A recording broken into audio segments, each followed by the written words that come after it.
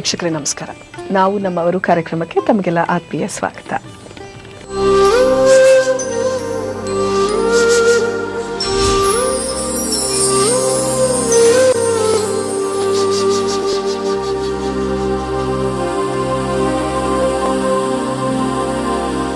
ವೀಕ್ಷಕರೇ, ಇವತ್ತಿನ ನಮ್ಮ ಅತಿಥಿ ಹಿಂದೂಸ್ತಾನಿ ಗಾಯಕರಾದಂಥ ಹಾಗೆಯೇ ವಚನ ಗಾಯಕಿಯೂ ಆದಂಥ ಶ್ರೀಮತಿ ವಡವಾಟಿ ಶಾರದಾ ಭರತ್ ನಮ್ಮೊಂದಿಗಿದ್ದಾರೆ. ಬನ್ನಿ ಅವರನ್ನ ಕಾರ್ಯಕ್ರಮಕ್ಕೆ ಸ್ವಾಗತಿಸೋಣ. ಶಾರದಾ ಅವರೇ, ಕಾರ್ಯಕ್ರಮಕ್ಕೆ ಸ್ವಾಗತ. ನಮಸ್ಕಾರ ವೀಕ್ಷಕರೇ, ಶ್ರೀಮತಿ ವಡವಾಟಿ ಶಾರದಾ ಭರತ್ ರವರ ಬಗೆಗಿನ ಕಿರುಚಿತ್ರಣ ನಿಮ್ಗೆ. ಹಿಂದೂಸ್ತಾನಿ ಶಾಸ್ತ್ರೀಯ ಸಂಗೀತ ಗಾಯಕರಾದ ಶ್ರೀಮತಿ ವಡವಾಟಿ ಶಾರದಾ ಭರತ್ ಗ್ವಾಲಿಯರ್ ಘರಾನೆಯನ್ನ ಗಾನಯೋಗಿ ಶ್ರೀ ಪಂಚಾಕ್ಷರಿ ಗವಾಯಿಗಳು ಹಾಗೂ ಜೈಪುರ್ ಘರಾನೆಯನ್ನ ಶ್ರೀ ಪಂಡಿತ್ ಮಲ್ಲಿಕಾರ್ಜುನ್ ಮನ್ಸೂರ್, ಶ್ರೀ ಪಂಡಿತ್ ಸಿದ್ದರಾಮ ಜಂಬಲದಿನ್ನಿ, ಡಾಕ್ಟರ್ ವಡವಾಟಿಯವರ ಪರಂಪರೆಯಲ್ಲಿ ತಂದೆಯವರಾದ ಅಂತಾರಾಷ್ಟ್ರೀಯ ಖ್ಯಾತಿಯ ಕ್ಲಾರಿಯೋನೆಟ್ ವಾದಕರಾದ ಸಂಗೀತ ಕಲಾನಿಧಿ ಸೂರಮಣಿ ಡಾಕ್ಟರ್ ಪಂಡಿತ್ ನರಸಿಂಹಲು ವಡವಾಟಿ ಅವರಿಂದ ಹಾಗೂ ಮಹಾರಾಷ್ಟ್ರದ ಕೊಲ್ಹಾಪುರದ ಶಿವಾಜಿ ವಿಶ್ವವಿದ್ಯಾಲಯದಲ್ಲಿ ಸಂಗೀತ ವಿಭಾಗದ ಡೀನ್ ಆಗಿರುವ ಡಾಕ್ಟರ್ ಭಾರತಿ ವೈಶಂಪಾಯನ ಅವರಿಂದಲೂ ಗುರುಕುಲ ಪದ್ಧತಿಯಲ್ಲಿ ಸಂಗೀತ ಅಭ್ಯಾಸ ಮಾಡಿದವರು. ಕೇಂದ್ರ ಮತ್ತು ರಾಷ್ಟ್ರೀಯ ಶಿಷ್ಯ ವೇತನದ ಪುರಸ್ಕೃತರು. ಮಹಾರಾಷ್ಟ್ರದ ನಾಗಪುರದಲ್ಲಿ South Central Zone Cultural Centre ಏರ್ಪಡಿಸಿದ್ದ 13ನೇ ಯುವ ಸಂಗೀತ ನೃತ್ಯ ಮಹೋತ್ಸವದಲ್ಲಿ ವಡವಾಟಿ ಶಾರದಾ ಭರತ್ ಹಿಂದೂಸ್ತಾನಿ ಶಾಸ್ತ್ರೀಯ ಸಂಗೀತದಲ್ಲಿ ಮೊದಲಿಗರಾಗಿ ನಿಂತವರು. ಇವರ ಹಿಂದೂಸ್ತಾನಿ ಶಾಸ್ತ್ರೀಯ ಸಂಗೀತ ಮತ್ತು ಬಸವೇಶ್ವರರ ವಚನಗಳ ಮಾನ್ಸೂನ್, ಶ್ರೀ ಬಸವೇಶ್ವರ ವಚನಾಮೃತ, ಸಂಗನ ಬಸವ ಇತ್ಯಾದಿ ಧ್ವನಿ ಸುರುಳಿಗಳು ಈಗಾಗಲೇ ಜನಪ್ರಿಯಗೊಂಡಿವೆ. ರಾಯಚೂರಿನಲ್ಲಿ ಜನಿಸಿದ ವಡವಾಟಿ ಶಾರದಾ ಭರತ್ ಸಂಗೀತ ಮನೆತನದ 4ನೇ ತಲೆಮಾರಿಗೆ ಸೇರಿದವರಾಗಿದ್ದು, ಬೆಂಗಳೂರಿನಲ್ಲಿ ಭಾರತ ಸಾಂಸ್ಕೃತಿಕ ಕಲಾ ಕೇಂದ್ರವನ್ನು ತೆರೆದು ನಮ್ಮ ಸಂಸ್ಕೃತಿಯನ್ನ ಮುಂದುವರೆಸುವುದರೊಂದಿಗೆ ಕಲಾ ಸರಸ್ವತಿಯನ್ನ ಆರಾಧಿಸುತ್ತಿದ್ದಾರೆ. ಶ್ರೀಮತಿ ವಡವಾಟಿ ಶಾರದಾ ಭರತ್ ರಾಗ ಸಂಯೋಜಕಿಯೂ ಆಗಿದ್ದು, ಅವರ ರಾಗ ಸಂಯೋಜನೆ ಕಲಾ ರಸಿಕರ ಕಿವಿಗೆ ಹಬ್ಬವನ್ನುಂಟು ಮಾಡುತ್ತಿವೆ. ಹಿಂದೂಸ್ತಾನಿ ಶಾಸ್ತ್ರೀಯ ಸಂಗೀತ, ವಚನ ಗಾಯನ, ಇನ್ನು ಸುಗಮ ಸಂಗೀತದಲ್ಲಿ ಭಾವಗೀತೆಗಳು, ದಾಸರ ಪದಗಳು, ಭಜನ್, ದೇಶಭಕ್ತಿ ಗೀತೆಗಳು, ನಾಡಗೀತೆಗಳು ಇತ್ಯಾದಿ ಪ್ರಕಾರಗಳಲ್ಲಿ ಶ್ರೀಮತಿ ವಡವಾಟಿ ಶಾರದಾ ಭರತ್ ತಮ್ಮ ಸಂಗೀತ ಕಚೇರಿಗಳ ಮೂಲಕ ಜನರನ್ನ ಮಂತ್ರ ಮುಗ್ಧರನ್ನಾಗಿಸುತ್ತಿರುವುದರಲ್ಲದೆ ಸಂಗೀತದ ಒಲವನ್ನ ಕೂಡ ಮೂಡಿಸುತ್ತಿದ್ದಾರೆ. ಇವರೇ ಇಂದಿನ ನಾವು ನಮ್ಮವರು ಕಾರ್ಯಕ್ರಮದ ಅತಿಥಿ ಶ್ರೀಮತಿ ವಡವಾಟಿ ಶಾರದಾ ಭರತ್. ಶ್ರೀಮತಿ ವಡವಾಟಿ ಶಾರದಾ ಭರತ್, ತಾವು ಮೂಲತಃ ಯಾವ ಊರಿನವರು? ಮನೆಯ ವಾತಾವರಣ ಹೇಗಿತ್ತು? ಸಂಗೀತದ ಪರಂಪರೆಯುಳ್ಳಂತಹ ಕುಟುಂಬದವರ ಹೇಗೆ? ಮೇಡಮ್, ನಾನು ಮೂಲತಃ ರಾಯಚೂರು ಅಮ್ಮನ ಮನೆ. ಅಲ್ಲಿ ಪರಂಪರೆ ಅಂದರೆ ನಮ್ಮ ತಂದೆಯವರ ಅಂದರೆ ಮುತ್ತಜ್ಜ, ನನಗೆ ಮುತ್ತಜ್ಜ ಅವರು ಹೋಬಳಪ್ಪ ಅಂತ ಶಹನೆ ವಾದಕರು, ನಮ್ಮ ಅಜ್ಜ ಬುಡ್ಡಪ್ಪ ಅಂತ ಅವರು ತಬಲಾ ವಾದಕರು, ಮತ್ತೆ ನಮ್ಮ ಅಜ್ಜಿ ರಂಗಮ್ಮ ಅಂತ ಅವರು ಭಕ್ತಿಗೀತೆಗಳೆಲ್ಲ ಹಾಡ್ತಾ ಇದ್ರು. ನಂತರ ನಮ್ಮ ತಂದೆ ಡಾಕ್ಟರ್ ಪಂಡಿತ್ ನರಸಿಂಹ ವಡವಾಟಿ ಅವರು, ಅವರ ಮಗಳಾಗಿ ನಾನೀಗ ಆ ಪರಂಪರೆಯನ್ನು ಮುಂದುವರಿಸ್ತಾ ಇದ್ದೀನಿ. ಹೀಗೆ ನಮ್ಮ ಆ ಥರ ಪರಂಪರೆಯಿಂದ ಬಂದವಳಾಗಿದ್ದೀನಿ ನಾನು. ಹೇಗಿತ್ತು ಕಲಿಕಾ ದಿನಗಳು? ಹೇಗಿತ್ತು? ಎಷ್ಟನೇ ವಯಸ್ಸಿಗೆ ಕಲೀಲಿಕ್ಕೆ ಶುರು ಮಾಡಿದ್ರಿ? ಯಾಕಂದ್ರೆ ಮನೆಯಲ್ಲೇ ಆ ವಾತಾವರಣ ಇದ್ದಿದ್ದರಿಂದ ಬಹುಶಃ ಹುಟ್ಟಿದಾಗ್ಲಿಂದಲೇ ಆ ಧ್ವನಿ ಕೇಳ್ತಾ ಅಥವಾ ಆ ವಾತಾವರಣದಲ್ಲಿ ಇರ್ತಾ ತಮಗೆ ಜೀನ್ಸ್ ಅಲ್ಲೇ ಬಂದಿತ್ತು ಅಂತಾನೆ ಹೇಳ್ಬಹುದು ಅನ್ಸುತ್ತೆ. ಹೇಗಿತ್ತು ಕಲಿಕಾ ದಿನ? ಮೇಡಮ್, ನಾ ಹುಟ್ಟಿನಿಂದಾನೇ ಅದು ಕಲಿಕೆ ಸಂಸ್ಕಾರ ಇದ್ದೇ ಇದೆ. ಯಾಕಂದರೆ ನಮ್ಮ ತಂದೆಯವರು ಪ್ರಾಕ್ಟೀಸ್ ಮಾಡಬೇಕಾದ್ರೆ ನಮಗೆ ಅದೇ ಜೋಗಳ ಆಗ್ತಾ ಇತ್ತು. ಎಲ್ಲರೂ ಹೇಳ್ತಾರೆ ತಾಯಿ ಮೊದಲ ಗುರು ಅಂತ, ಆದರೆ ಸಂಗೀತ ಕ್ಷೇತ್ರದಲ್ಲಿ ನನಗೆ ತಂದೆ ಮೊದಲ ಗುರು ಅಂತ ಹೇಳ್ಬೋದು. ಅದು ಹುಟ್ಟಿನಿಂದ ನಾನು ಕೇಳಿ ಆಮೇಲೆ ನಮ್ಮ ತಂದೆ ಹೇಗಂದರೆ ಚಿಕ್ಕ ಮಕ್ಕಳಿದ್ದಾಗ ಅವರು ಪರ್ಫಾರ್ಮೆನ್ಸ್ ಎಲ್ಲ ಕೊಡೋಕೆ ಇದು ಮಾಡ್ತಿರ್ಲಿಲ್ಲ. ಒಂದು ಮಟ್ಟಿಗೆ ಬೆಳೆದಾದ್ಮೇಲೆ ಕೊಡಬೇಕು ಅಂತ ಹೇಳಿ ಆ ಥರ ಹಂಗೆ ನಾನು ಕಲಿತಾ ಒಂದು ಮಟ್ಟಿಗೆ ಬೆಳೆದಾದ್ಮೇಲೆ ನಾನು ಕಾರ್ಯಕ್ರಮಗಳನ್ನ ಕೊಡೋಕ್ಕೆ ಶುರು ಮಾಡಿದೆ. ನೀವು ಎಷ್ಟು ಜನ ಮಕ್ಕಳು? ಎಲ್ಲರೂ ಹಾಡ್ತಾರ ಹೇಗೆ? ಮೇಡಮ್, ನಾವು 4 ಜನ ಹೆಣ್ಮಕ್ಳು, ಒಬ್ರು ಅಣ್ಣ ಇದ್ದಾರೆ. ಅಂದರೆ ನಾನು 3ನೇವಳು. ಅಕ್ಕ ಬಂದ್ಬಿಟ್ಟು ಮೀನಾಕ್ಷಿ ಅಂತ ಅವರು, 2ನೇ ಅಕ್ಕ ವಿಜಯಲಕ್ಷ್ಮಿ ವಡವಾಟಿ ಅಂತ, ವಿಜಯಲಕ್ಷ್ಮಿ ನರಸಿಂಹಲು ಅಂತ ಹೀಗೆ ಆಗಿರೋದು. ಮತ್ತೆ ನನ್ನ ತಂಗಿ ಎಲ್ಲರೂ ಹಾಡ್ತಾರೆ ಮೇಡಮ್, ಎಲ್ಲರೂ ಹಾಡ್ತಾರೆ. ಆದರೆ ಪರ್ಫಾರ್ಮಿಂಗ್ ಆರ್ಟಿಸ್ಟ್ ಆಗಿ ಬೆಳೆದಿರೋದಂದ್ರೆ ನಾನು ಮತ್ತೆ ನಮ್ಮಣ್ಣ ವೆಂಕಟೇಶ್ ರಾಯ್ ವಡವಾಟಿ ಅಂತ. ಅವರು ತುಂಬಾ ಕ್ಲಾರ್ನೆಟ್ ಚೆನ್ನಾಗಿ ಬಾರಿಸ್ತಾರೆ, ಕ್ಲಾರ್ನೆಟ್ ವಾದಕರು. ಅವರು ಆಕಾಶವಾಣಿ ಗ್ರೇಡೆಡ್ ಆರ್ಟಿಸ್ಟ್ ಆಗಿದ್ದಾರೆ ಮೇಡಮ್ ಅವರು. ಇನ್ನು ಶಾಲಾ ದಿನಗಳು ಹೇಗಿತ್ತು? ವಿದ್ಯಾಭ್ಯಾಸ ಹೇಗೆ ಸಾಕ್ತು? ಮೇಡಮ್, ಶಾಲಾ ದಿನಗಳಂದ್ರೆ ನಾವು ಸ್ಕೂಲಿಗೆ ಹೋಗ್ಬೇಕಾದ್ರೆ ಅವರಿಗೆಲ್ಲ ಟೀಚರ್ಗಳಿಗೆ ಗೊತ್ತಿತ್ತು ನಾವು ತುಂಬ ಚೆನ್ನಾಗಿ ಹಾಡ್ತೀವಿ ಅಂತ. ಹೀಗಾಗಿ ಏನಾರ ಕಾಂಪಿಟೇಷನ್ ಸ್ಪರ್ಧೆಗಳು ಬಂದರೆ ನಮ್ಮನ್ನೇ ಅವರು ಸೆಲೆಕ್ಟ್ ಮಾಡಿ ಕಳಿಸ್ತಾ ಇದ್ರು. ಇವ್ರನ್ನ ಕಳಿಸಿದ್ರೆ ಇವರೇ ಪ್ರಥಮ ಸ್ಥಾನ ನಮ್ಮ ಸ್ಕೂಲಿಗೆ ಹೆಸರು ತರ್ತಾರೆ ಅಂದ್ಬಿಟ್ಟು ಪ್ರತಿಯೊಂದು ಸ್ಪರ್ಧೆಗಳಲ್ಲೂ ನಮ್ಮನ್ನೇ ಕಳಿಸೋರು. ಒಂಥರ ಆ ವಾತಾವರಣ ತುಂಬ ಚೆನ್ನಾಗಿತ್ತು ನಮಗೆ. ಈ ಸಂಗೀತದಿಂದ ಏನಂದರೆ ಅದು ಟೀಚರ್ಸ್ ಆಗ್ಲಿ ಮೇಸ್ಟ್ರುಗಳಾಗ್ಲಿ ತುಂಬಾ ಇಷ್ಟ ಪಡ್ತಾ ಇದ್ರು ನಮ್ಮನ್ನ. ಹೀಗಾಗಿ ಅದು ಒಂಥರ ಚೆನ್ನಾಗಿತ್ತು ಮೇಡಮ್ ಅದು ಶಾಲಾ ದಿನ. ಇನ್ನು ಪ್ರಾಪರ್ ಆಗಿ ಕಲಿಬೇಕು ಅಂತ ತಮಗೆ ತಿಳುವಳಿಕೆ ಬಂದಿದ್ದು ಯಾವಾಗ? ಯಾರು ಕಲಿಸ್ಲಿಕ್ಕೆ ಶುರು ಮಾಡಿದ್ರು? ತಂದೆಯ ಜೊತೆಗೇನೆ ಅಭ್ಯಾಸ ಸಾಕ್ತಾ ಹೇಗೆ? ಮೇಡಮ್ ನಾನು ಸ್ಟಾರ್ಟಿಂಗಿಂದ ತಂದೆ ಜೊತೆನೆ ಅಂದ್ರೆ ಪ್ರಾರಂಭಿಸಿದ್ದು ಅಂದ್ರೆ ನಾವೊಂದು 5 ವರ್ಷ ಹಾಗಾದ್ಮೇಲೆ ನನಗೆ ಕಲಿಬೇಕು ಅಂತ ಆಸಕ್ತಿ ಹುಟ್ಟಿತು. ಜೊತೆಗೆ ಹಾಗೆ ನಮ್ಮ ತಂದೆನೇ ನನಗೆ ಮೊದಲು ಗುರು. ತಂದೆಯವ್ರ ಹತ್ರನೇ ನನ್ನ ಅಭ್ಯಾಸ. ನಂತರ ಡಾಕ್ಟರ್ ಭಾರತಿ ವೈಶಂಪಾಯನ್ ಅಂತ ಅವ್ರ ಹತ್ರನೂ ನಾನು ಅಭ್ಯಾಸ ಮಾಡ್ತಾ ಇದ್ದೀನಿ. ಎಷ್ಟು ವರ್ಷಗಳ ಕಾಲ ತಂದೆಯ ಬಳಿ ಕಲ್ತ್ರಿ? ಒಂದು 5 ವರ್ಷದಿಂದ ಒಂದು 25 ವರ್ಷದವರೆಗೆ, ನನಗೆ 25 ವರ್ಷದವರೆಗೆ ನಾನು ತಂದೆ ಹತ್ರನೇ ಅಭ್ಯಾಸ ಮಾಡಿದೆ. ಆಮೇಲೆ ನನಗೆ ನ್ಯಾಷನಲ್ ಸ್ಕಾಲರ್ಶಿಪ್ ಅಂತ ಬಂತು. ಅದು ರಾಷ್ಟ್ರಮಟ್ಟದ ಮೇಡಮ್. ಅದು ಅಂದ್ರೆ ಆ ದುಡ್ಡು ಗುರುಗಳಿಗೆ ಸೇರ್ಬೇಕು ಅಂತ ಇರುತ್ತೆ. ನನಗೆ ತಂದೆ ಗುರುಗಳಾದ್ರೂ ಒಂದು ಗುರು ಶಿಷ್ಯ ಪರಂಪರೆ ಇರ್ಲಿ, ಅದು ಗುರುಗಳಿಗೆ ಸೇರ್ಲಿ ಅನ್ನೋ ಉದ್ದೇಶಕ್ಕೆ ನಮ್ಮ ತಂದೆಯವರು ಡಾಕ್ಟರ್ ಭಾರತಿ ವೈಶಂಪಾಯನ್ ಅವರಂತ ಅವ್ರ ಹತ್ರ ಕೊಲ್ಹಾಪುರದ ಅವರ ವಿಶ್ವವಿದ್ಯಾಲಯದ ಸಂಗೀತ ವಿಭಾಗದ ಡೀನ್ ಅವರು. ಅವ್ರ ಹತ್ರ ನಾನು ಅಭ್ಯಾಸ ಮಾಡಿದೆ ಮೇಡಮ್. ಅವ್ರ ಮನೆಯಲ್ಲೇ ವಿಶ್ವವಿಖ್ಯಾತರಾಗಿದ್ದಂಥವ್ರು. ಹೌದು ಮೇಡಮ್, ನಿಜ. ಸೊ ಪಂಡಿತ್ ನರಸಿಂಹಲು ಅವರಿಗಿಂತ ಮತ್ತೊಬ್ಬ ಗುರುಗಳು ಬೇಕು ಅಂತ ಅನ್ಸಿದ್ಯಾ? ಅಂದ್ರೆ ನಮ್ಮ ತಂದೆ ಏನಂದ್ರೆ ಒಂದು ಗುರು ಶಿಷ್ಯ ಪರಂಪರೆ ಇರ್ಲಿ, ಬೇರೆ ಕಡೆನೂ ಕಲೀಲಿ ಅನ್ನೋ ಉದ್ದೇಶಕ್ಕೆ ತಂದೆ ಗುರು ಆಗಿದ್ರು ಮತ್ತೆ ಗುರು ಶಿಷ್ಯ ಪರಂಪರೆ ಇರ್ಲಿ ಅನ್ನೋ ಉದ್ದೇಶಕ್ಕೆ ಅಲ್ಲಿ ನನ್ನ ಅವ್ರ ಮನೇಲಿ ಎತ್ಕೊಂಡು ನಾನು ಸಂಗೀತ ಅಭ್ಯಾಸ ಮಾಡ್ತಾ ಇದ್ದೆ. ಎಷ್ಟು ವರ್ಷ ಕಲ್ತ್ರಿ ಭಾರತಿ ಅವರು? ಮೇಡಮ್ ಅಲ್ಲಿ ಒಂದು 6-7 ವರ್ಷ ನಾನು ಕಲ್ತಿದ್ದೀನಿ ಮೇಡಮ್. ಓಕೆ. ಎಜುಕೇಶನ್ ಪೂರ್ತಿ ಮಾಡಿದ್ದು ಯಾವ ಊರಿನಲ್ಲಿ? ಮೇಡಮ್ ರಾಯಚೂರಲ್ಲೇ ನನ್ನ ಇದು ಎಜುಕೇಶನ್ ಪೂರ್ತಿ ಮಾಡಿದ್ದು. ಡಿಗ್ರಿ ಆಯ್ತು. ಮತ್ತೆ ನಾನು MA ಇನ್ ಸೋಷಿಯಾಲಜಿನೂ ಮಾಡಿದ್ದೀನಿ, ಕರೆಸ್ಪಾಂಡೆನ್ಸ್ ಕೋರ್ಸ್, ಕರ್ನಾಟಕ ವಿಶ್ವವಿದ್ಯಾಲಯ ಧಾರವಾಡ. ಆಮೇಲೆ ಮಾಮೂಲಿ ಸಂಗೀತದಲ್ಲಿ MA ಮ್ಯೂಸಿಕ್ ಆಗಿದೆ ಮೇಡಮ್ ನಂದು. ಓಕೆ. ಏನಾಗಿತ್ತು ನಿಮ್ಮ ಆಸೆ? ನಾನು ದೊಡ್ಡವಳಾದ್ಮೇಲೆ ಏನ್ ಆಗ್ಬೇಕು ಅನ್ಕೊ, ಒಳ್ಳೆ ಸಂಗೀತಗಾರಳಾಗ್ಬೇಕು ಅನ್ಕೊಂಡಿದ್ದೆ? ಹೌದು ಮೇಡಮ್, ಯಾಕಂದ್ರೆ ನಮ್ಮ ತಂದೆಯವರು ವಿಶ್ವವಿಖ್ಯಾತ ಕ್ಲಾನೆಟ್ ಕಲಾವಿದ್ರಲ್ವಾ, ಅವರು ಪರಂಪರೆ ಉಳಿಸ್ಬೇಕನ್ನೋ ಉದ್ದೇಶನೇ ನಂದಾಗಿದೆ. ಹೀಗೆ ಅದನ್ನೇ ಮುಂದುವರ್ಸ್ಕೊಂಡು ಹೋಗ್ತಾ ಇದ್ದೀನಿ ಮೇಡಮ್. ಓಕೆ. ಮುಂದೆ ಏನ್ ಮಾಡಿದ್ರಿ? ಸಂಗೀತ ಕಲಿತ ನಂತರ ಯಾವ ಕಾರ್ಯಕ್ರಮವನ್ನು ನಡೆಸ್ಕೊಟ್ರಿ, ಅಥವಾ ತಮ್ಮ ಮೊದಲ ಕಚೇರಿ ಯಾವ್ದಾಗಿತ್ತು? ಹಾಗೆ ನಮ್ಮ ತಂದೆಯವ್ರ ಜೊತೆ ನಾನು ಯಾರಾದ್ರೂ ಕೇಳ್ತಾ ಇದ್ರು, ನಮ್ಮ ತಂದೆಯವರು ಕಚೇರಿ ಆದ್ಮೇಲೆ ಈ ತರ ಮಕ್ಕಳು ಹಾಡ್ತಾರ, ಹಾಡ್ಸಿ ಅಂತ ಕೇಳ್ತಾ ಇದ್ರು. ಅವಾಗ ನಮ್ಮ ತಂದೆಯವರು ಅಂದ್ರೆ ನನ್ನ ಸ್ವಂತ ಕಚೇರಿ ಅಂತ ಏನಿಲ್ಲ, ಅವ್ರ ಜೊತೆನೆ ಪ್ರಾರಂಭಿಸಿದೆ ಮೇಡಮ್. ನಾನು ಅವಾಗೇನೆ ಯಾರಾದ್ರೂ ಕೇಳಿದ್ರೆ ಹಾಡ್ತಾ ಇದ್ದೆ, ಅವಾಗೇನೆ ಆತರ ಶುರು ಮಾಡಿದ್ದು. ಎಷ್ಟನೇ ವಯಸ್ಸಿಗೆ ತಾವು ಮೊದಲ ಕಚೇರಿ ನಡೆಸ್ಕೊಟ್ಟಿದ್ದು? ಅದರ ಅನುಭವ ಹೇಗಿತ್ತು? ಒಂದು 10 ವರ್ಷ ಅಂತ ಹೇಳ್ಬೋದು ಮೇಡಮ್. ತುಂಬಾ ಚೆನ್ನಾಗಿತ್ತು. ನನ್ನ ಜೊತೆ ನಮ್ಮ ಅಕ್ಕ ಅವರು ಹಾಡ್ತಾ ಇದ್ರೆ, ಹೆಚ್ಚಾಗಿ ಜೊತೆಗೆ ಹಾಡ್ತಾ ಇದ್ವಿ ಇಬ್ರು ಸೇರ್ಕೊಂಡು. ಆಮೇಲೆ ನಾನು ಒಬ್ಳು ಕಾರ್ಯಕ್ರಮ ಕೊಡ್ತಾ ಇದ್ದೆ ಮೇಡಮ್, ನಾನು ಒಬ್ಳೆ ಕೊಡ್ತಾ ಇದ್ದೆ. ಓಕೆ. ಇನ್ನು ಭಾರತೀಯವರಿಂದ ಕಲ್ತಂತ ಯಾವ್ದಾದ್ರು ಒಂದು ಚೀಸ್ ಅನ್ನ ಹಾಡ್ಬೋದು? ಖಂಡಿತ ಮೇಡಮ್. ರಾಗ ಭಾಗ್ಯಶ್ರೀಯಲ್ಲಿ ನಾನು ಛೋಟಕ್ಕೆಲ್ಲ ಹಾಡ್ತೀನಿ ಮೇಡಮ್.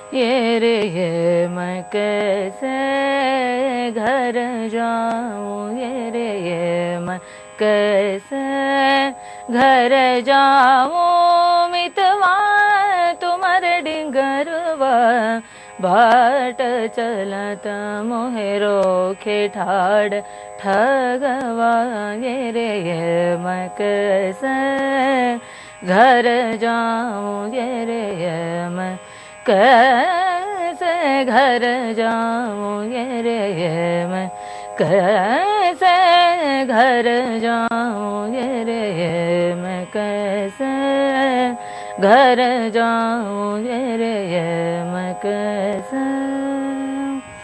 आस लगी है तुम्हारे मिलन की, आस लगी है तुम्हारे मिलन की, बहुत दिन न भई बीत गई जोगवा, ये रे ये मैं कैसे घर जाऊं, ये रे ये मैं कैसे।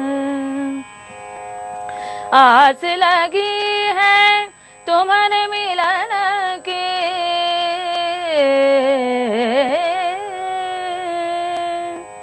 आ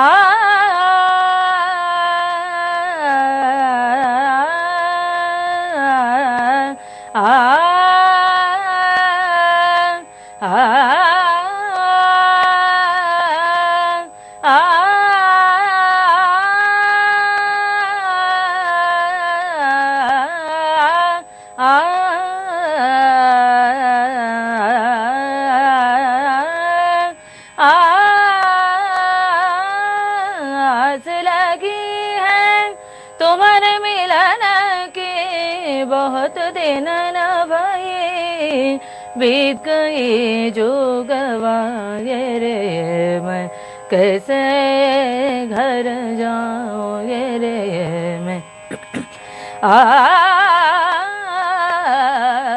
ये रे मैं ये रे मैं ये रे मैं कैसे घर जाऊं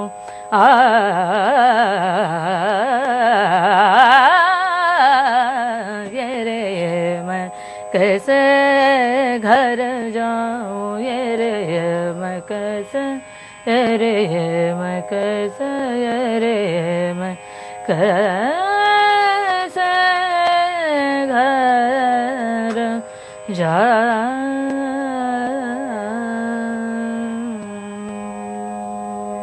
ಕಾರ್ಯಕ್ರಮದಲ್ಲಿ ಚಿಕ್ಕದೊಂದು ಬ್ರೇಕ್.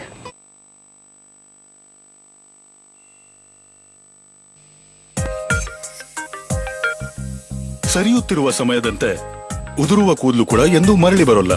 ನಾನು ಮಾಡಿದ ತಪ್ಪು ನೀವು ಮಾಡಬೇಡಿ. ಕೂದಲು ಉದುರುವಿಕೆ ತಡೆಯಿರಿ ಸೂಕ್ತ ಸಮಯದಲ್ಲಿ. ಲಿವ್ ಆನ್ ಹೇರ್ ಗೇನ್ ಕೂದಲು ಉದುರುವಿಕೆಯನ್ನು ಕಂಟ್ರೋಲ್ ಮಾಡುತ್ತೆ 90 ದಿನಗಳಲ್ಲಿ. ನನ್ನ ಭಾರತ ಬೆಳೆಯುತ್ತಿದೆ, ಸ್ವಾವಲಂಬಿ ಆಗ್ತಾ ಇದೆ. ಹೊಸ ವಿಚಾರ, ಆಸೆ ನೂರಾರು, ಬೀಸುತ್ತಿದೆ ಹೊಸ ಗಾಳಿಯು. ಹೊಸ ವಿಚಾರದಿಂದ ಹೊಸ ಭಾರತ ಜನ್ಮ ತಾಳುತ್ತಿದೆ ಎಂದು ತಾಳ್ಮೆಯ ಭಾರತ್ ನಂಬುತ್ತದೆ. ಈ ಹೊಸ ವಿಚಾರದೊಂದಿಗೆ ಹೆಮ್ಮೆಯಿಂದ ಕೈ ಜೋಡಿಸುತ್ತದೆ ತಾಳ್ಮೆಯ ಭಾರತ್ ಗ್ರೂಪ್. ಹೊಸ ವಿಚಾರ, ಹೊಸ ಭಾರತ. ಮಳೆಯ ಬಿಂದುಗಳು ಒಂದು ಆನಂದದ ಅಲೆ ಬೀಸುತ್ತದೆ ಮತ್ತು ಜೊತೆಯಲ್ಲೇ ನೆಗಡಿ, ಜ್ವರ, ಹೊಟ್ಟೆ ನೋವು ಮೊದಲಾದ ಪ್ರಾಬ್ಲಮ್ಗಳು. ಮಳೆಯ ನೀರಿನಲ್ಲಿ ಆಟವಾಡಿ ಮಕ್ಕಳು ಕೀಟಾಣುಗಳ ಸಂಪರ್ಕಕ್ಕೆ ಬಂದು ರೋಗಗಳು ಹರಡುತ್ತವೆ. ಹಾಗಾಗಿ ಪ್ರತಿದಿನದ ಡೆಟಾಲ್ ಸ್ನಾನದಿಂದ ಸಿಗುತ್ತದೆ ಸುರಕ್ಷತೆ 100 ರೋಗ ತರುವ ಕೀಟಾಣುಗಳ ತನಕ. Dettol, B 100% sure.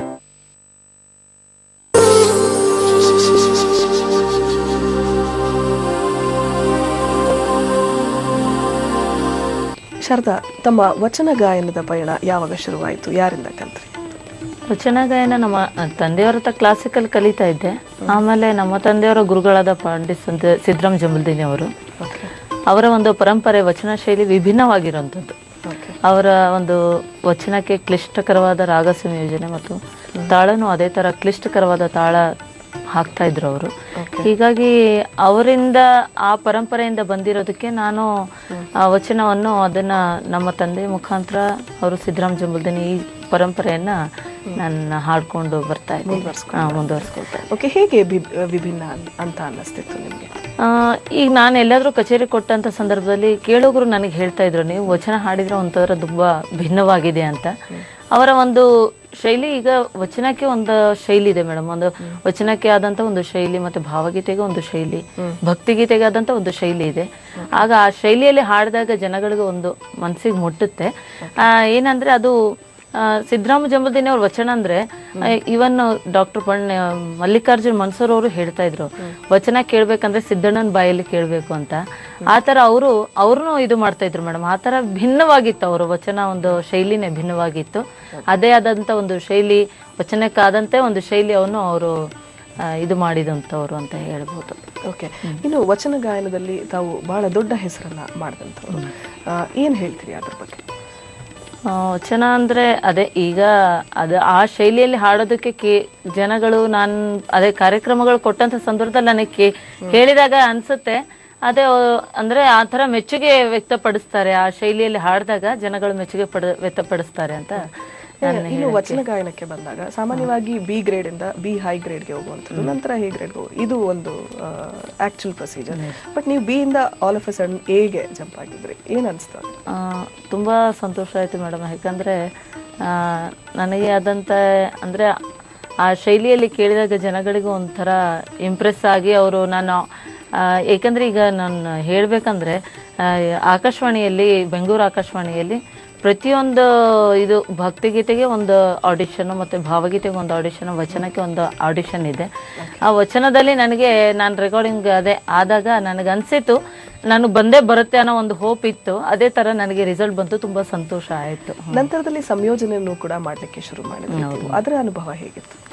ನಾನು ಅದೇ ಆ ಪರಂಪರೆಯಿಂದ ಬಂದಿರೋದಕ್ಕೆ ನನಗೂ ಅದೇ ಬಂದ್ಬಿಟ್ಟಿದೆ. ಏನು ಅನಿಸಿಲ್ಲ ಮೇಡಮ್, ಆ ಥರ ಏನು ಅನಿಸಿಲ್ಲ. ಇವನ್ನ ವಚನಗಳನ್ನು ನಾನು ಸಂಯೋಜನೆ ಮಾಡಿದ್ದೀನಿ. ಓಕೆ, ಇನ್ನು ತಾವೇ ರಾಗ ಸಂಯೋಜಿಸಿದ ಯಾವುದಾದ್ರೂ ಒಂದು ವಚನವನ್ನ ಹಾಡಿ ತೋರಿಸಿ. ಖಂಡಿತ.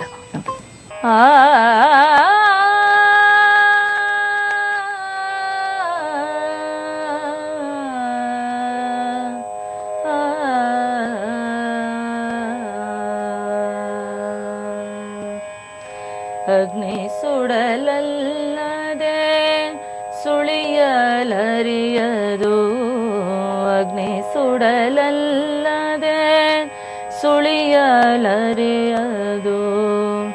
ವಾಯು ಸುಳಿವುದಲ್ಲದೆ ಸುಡಲರಿಯದು, ವಾಯು ಸುಳಿವುದಲ್ಲದೆ ಸುಡಲರಿಯದು, ಅಗ್ನಿ ಸುಡಲಲ್ಲದೆ ಸುಳಿಯಲರಿಯದು, ಅಗ್ನಿವಾಯು ಕೂಡಿದಲ್ಲದೆ ಅಳಿಡಲರಿಯದು, ಅಗ್ನಿವಾಯು ಕೂಡಿದಲ್ಲದೆ ಅಳಿಡಲರಿಯದು, ಈ ಪರಿಯಂತೆ ನರಕರಿವರೆ ಕ್ರಿಯಾಜ್ಞಾನ ವೇದ ರಾಮನಾಥ, ಅಗ್ನಿ ಸುಡಲಲ್ಲದೆ ಸುಳಿಯಲರೆಯದು, ಅಗ್ನಿ ಸುಡಲಲ್ಲದೆ ಸುಳಿಯಲರೆಯದು. ಇನ್ನು ಹಲವು ಧ್ವನಿ ಸುರುಳಿಗಳನ್ನು ಕೂಡ ಹೊರತಂದ್ರಿ. ತಮ್ಮ ಮೊದಲ ಧ್ವನಿ ಸುರುಳಿ ಯಾವುದಾಗಿತ್ತು? ಮಾನ್ಸೂನ್ ಅಂತ ಮೇಡಮ್. ಅದರಲ್ಲಿ ಕ್ಲಾಸಿಕಲ್ಲು ಮತ್ತು ವಚನಗಳು ಇದೆ ಅದರಲ್ಲಿ. ಓಕೆ, ಅದು ನನ್ನ ಮೊದಲ ಧ್ವನಿ ಸುರುಳಿ. ಓಕೆ, ಎಷ್ಟು ಧ್ವನಿ ಸುರುಳಿಗಳನ್ನು ಹೊರತಂದಿದ್ದೀರಿ? ನಂದು ಅದು ಮಾನ್ಸೂನು ಮತ್ತು ಬಸವೇಶ್ವರ ವಚನಾಮೃತ, ಸಂಗನ ಬಸವ, ಈ ಥರ ಇನ್ನಿತರ ಧ್ವನಿ ಸುರುಳಿ. ಹೆಚ್ಚು ಜನಪ್ರಿಯತೆಯನ್ನು ಪಡೆದುಕೊಂಡಿದ್ದು ಯಾವುದು? ಮಾನ್ಸೂನ್ ಅಂತಾನೆ ಹೇಳ್ಬೋದು ಮೇಡಮ್, ಮೊದಲ ಧ್ವನಿ ಸುರುಳಿನೇ. ಓಕೆ, ತಮ್ಮ ಧ್ವನಿ ಸುರುಳಿಯಿಂದ ಯಾವುದಾದ್ರೂ ಒಂದು ದೇವರ ನಾಮವನ್ನು ಹಾಡಬಹುದಾ? ನನ್ನ ಒಂದು ರಾಗ ಸಂಯೋಜನೆ ಮೇಡಮ್, ಕನಕದಾಸರ ಕೃತಿ.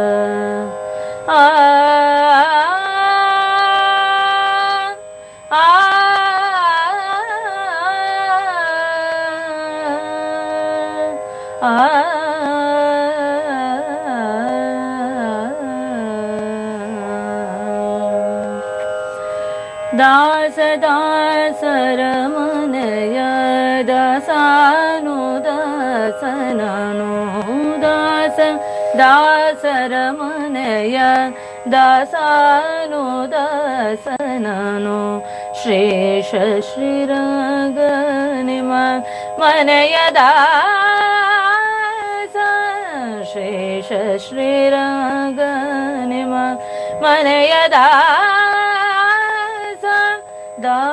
ದಾಸರ ಮನೆಯ ದಾಸಾನು ದಾಸನನು, ಕಾಳು ದಾಸರ ಮನೆಯ ಆಳು ದಾಸನೆಯ, ಕಾಳು ದಾಸರ ಮನೆಯ ಆಳು ದಾಸನೆಯ, ಕೀಳು ದಾಸನು ನಾನು ಕಿರಿಯ ದಾಸ, ಕೀಳು ದಾಸನು ನಾನು ಕಿರಿಯ ದಾಸ, ಬಹಳ ಕ್ಷಮುಂತಾಗಿ ಭಜಿಪ ದೇವರ ಮನೆಯ ಬಹಳ ಕ್ಷಮುಂತಾಗಿ ಭಜಿಪ ದೇವರ ಮನೆಯ ಆಳಿನ ಆಳಿನ ಆಳಿ ನಡಿದಾಸನನು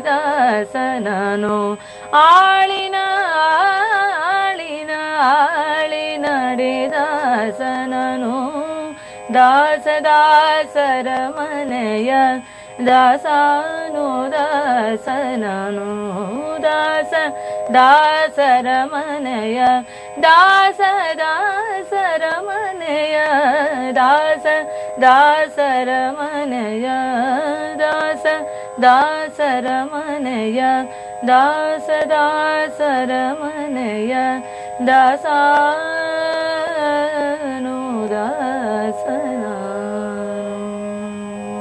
ಕಾರ್ಯಕ್ರಮದಲ್ಲಿ ಚಿಕ್ಕದೊಂದು ಬ್ರೇಕ್.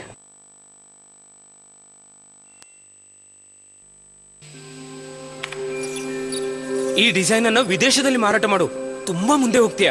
ನಾ ಮುಂದೆ ಹೋಗೋದು ದೇಶ ಮುಂದೆ ಹೋದಾಗ್ಲಿ.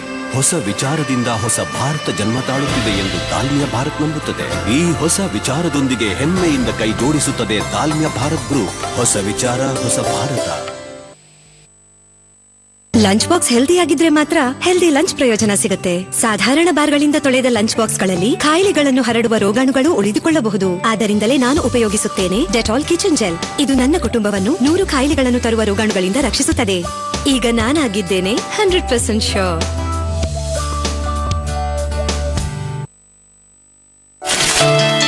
ಇದು ಹಳೆಯ ವಿಧಾನ, ಅಲ್ಲಿ ನೋಡಿ. ನಿಮ್ಮ ಮನೆಯಲ್ಲಿ ಬೇರೆ ಎಲ್ಲವೂ ಈ ಯುಗದಲ್ಲಿ ನಿಮ್ಮ ಟಾಯ್ಲೆಟ್ ಕ್ಲೀನಿಂಗ್ ವಿಧಾನ ಮಾತ್ರ ಯಾಕೆ ಹಳೆಯದು? ನಿಮಗಾಗಿ ಹೊಸ ಹಾರ್ಪಿಕ್ ಆಲ್ ಇನ್ ಒನ್. ಇದು ಕಲೆ ತೊಲಗಿಸುತ್ತೆ, ಕೀಟಾಣುಗಳನ್ನು ಕೊಲ್ಲುತ್ತೆ, ದುರ್ಗಂಧ ತೆಗೆಯುತ್ತೆ ಮತ್ತು ನೀಡುತ್ತೆ ಹೊಳೆಯುವ ಸ್ವಚ್ಛ ಮತ್ತು fresh toilet. Harpic all in one challenge.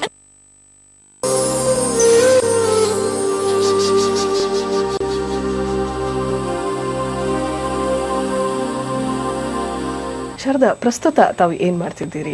ತಮ್ಮ ಕುಟುಂಬದ ಕಿರು ಪರಿಚಯವನ್ನ ಮಾಡ್ಕೊಡ್ಬೋದಾ? ನಾನು ಪ್ರಸ್ತುತವಾಗಿ ಕರ್ನಾಟಕ ಸಂಗೀತ ನೃತ್ಯ ಅಕಾಡೆಮಿ ಸದಸ್ಯರಾಗಿದ್ದೀನಿ. ಜೊತೆಗೆ ನಮ್ಮ ಭಾರತ ಸಾಂಸ್ಕೃತಿಕ ಕಲಾ ಕೇಂದ್ರ ಅಂತ ಹೇಳಿ ಒಂದು ಮನೆಯಲ್ಲೇ ನಾನು ಮಕ್ಕಳಿಗೆ ಕ್ಲಾಸಸ್ ಎಲ್ಲ ಮಾಡ್ತಾ ಇದ್ದೀನಿ ಮೇಡಮ್. ಜೊತೆಗೆ ಕ್ಲಾಸ್ ಅಷ್ಟೇ ಅಲ್ಲದೆ ಮಕ್ಕಳಿಗೆ ಒಂದು ವೇದಿಕೆ ಕಲ್ಪಿಸುವ ಉದ್ದೇಶಕ್ಕಾಗಿ ಒಂದು ಜನವರಿ 21 ನಮ್ಮ ತಂದೆಯವರ ಹುಟ್ಟುಹಬ್ಬ.